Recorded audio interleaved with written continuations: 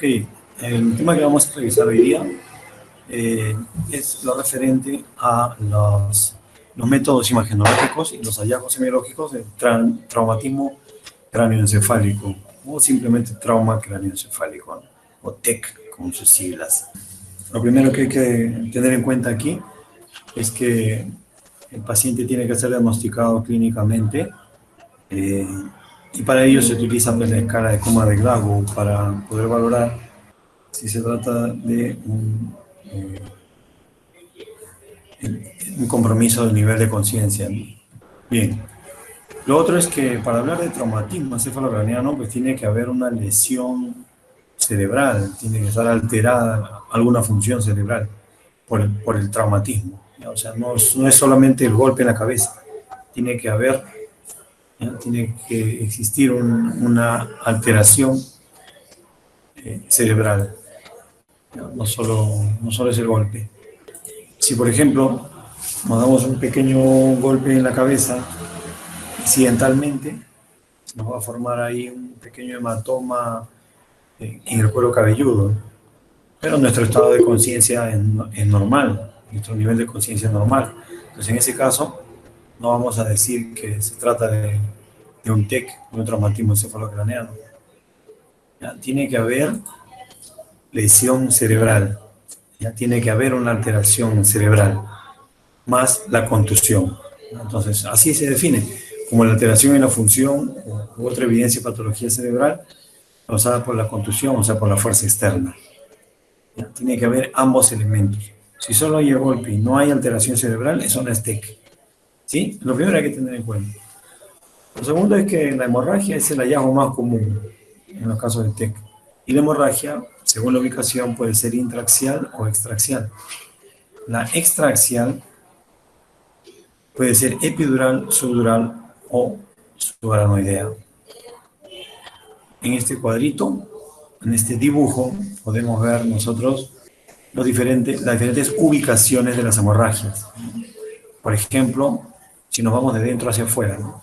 Aquí tenemos los núcleos basales. ¿Sí?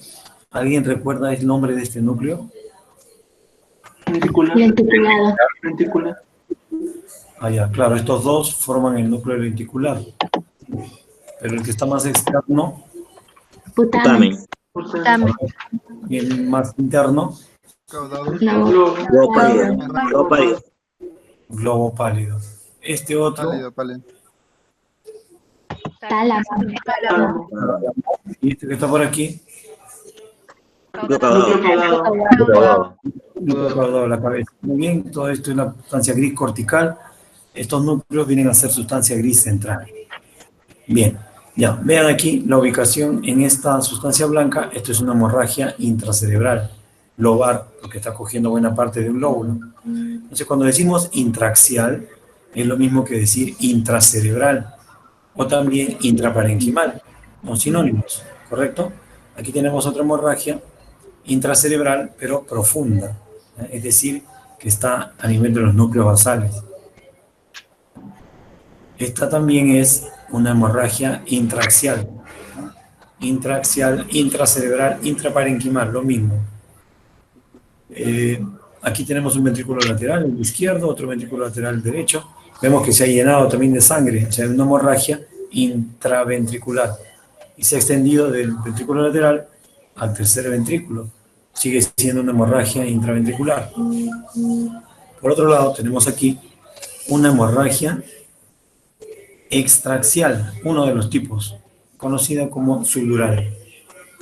Aquí hay otra, la hemorragia epidural o extradural, es lo mismo, epidural, ¿no? La primera, epidural, de las extraaxiales, o extraparenquimales también se dice, o extracerebrales, puros sinónimos son, o extradural en este caso, ¿no? La hemorragia epidural, hemorragia subdural, ¿no? Como ven aquí, y tenemos por acá la hemorragia subaranoidea. Esos son los principales tipos. Ahora, ¿cuál es la modalidad de elección para evaluar un paciente con TEC? La tomografía, y la sin contraste sobre todo. Si nosotros le vamos a pedir una radiografía de cráneo a un paciente que estamos sospechando un TEC, no va a tener utilidad en realidad. Es por eso que no se pide, no se debería. ¿En qué caso está indicada la radiografía de cráneo? En el caso pues, de que se pueda tener una fractura, ¿no? Que sea visible en esa radiografía. O simplemente ver si existe además una fractura en los huesos de la cara, ¿no? Bueno, no tiene mucha utilidad en realidad pedir una radiografía de cráneo cuando estamos pensando en TEC. Ya hemos dicho, TEC, hay lesión en el cráneo y lesión en el encéfalo. Tiene que haber sí o sí en el encéfalo y en el cráneo, los dos lugares. Si usted se golpea su cabeza y no hay compromiso encefálico, eso no es TEC. Eso es una contusión cuero cabelludo. Si hace una herida contusa en el cuero cabelludo por una piedra que le cayó, sigue siendo una herida contusa en el cuero cabelludo. Eso no es TEC. Tiene que haber compromiso cerebral. Es la última vez que lo mencionamos. Ahora sí, vamos. La modalidad de elección, entonces, es la tomografía sin contraste, tomografía computarizada sin contraste. En el caso del TEC agudo, que sea moderado o severo. Ahora, cuando se trata de un TEC leve, es decir, que en la tomografía no se ve nada, la resonancia magnética es más sensible. Ya, si estamos viendo que es una contusión que no ha causado hemorragia en la tomografía, ahí nos va a servir más la resonancia. O si pensamos en una injuria axonal traumática, o si de repente es un TEC pero es subagudo o es crónico, ya es de larga data, resonancia magnética. Bien, y vamos a empezar por definir espacios. Aquí tenemos los huesos, el cráneo, ¿ya? Con su tabla externa, su tabla interna y el diploe. Aquí tenemos el cuero cabelludo. Este es un hematoma que se ha formado en el cuero cabelludo, conocido como hematoma subgaleal. Ahora, aquí tenemos la dura madre. Podrán ver las dos hojas de la dura madre. Bien. Vean que estas dos hojas son las que, al separarse en estos lugares, en la cisura interhemisférica, da lugar a los senos durales. El seno sagital superior, el seno sagital inferior, seno recto, el seno transverso, senos sigmoides. Bien, este hematoma que está ubicado por encima de la dura madre, en la capa más externa, ese es el hematoma epidural.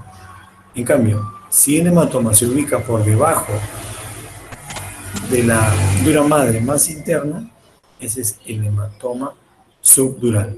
¿Quedó claro? Epidural, subdural. Recordarán que debajo de la dura madre normalmente estaba la aracnoides, ¿cierto? Pues bien, esta aracnoides tiene aquí un conjunto de vasos sanguíneos, tejido conectivo, y este es el espacio subaracnoideo. Si la hemorragia se ubica ahí, aquí en este punto, se va a llamar hemorragia subaracnoidea. La pía madre en la capa meningia que está más pegada a la superficie cerebral. Esta ya es sustancia gris cortical, sustancia blanca parenquimal. ¿Sí? ¿Ok? Vean que la tomografía tiene incluso una reconstrucción en volumen, en 3D. ¿Ya? Reconstrucción 3D, que puede mostrarnos con facilidad todas las fracturas que se produzcan en el cráneo. Mucho más evidentes aquí que en una radiografía de cráneo. Muy difícil la radiografía de cráneo. Se nos puede pasar las fracturas. Así que no hay que insistir. Ahora, la hemorragia, ¿por qué se puede ver tan fácilmente en tomografía? Porque la hemorragia es hiperdensa. Cuando es aguda la hemorragia, es hiperdensa, blanca. Se va a notar claramente, tiene de 50 a 70 unidades de Hounsfield de densidad.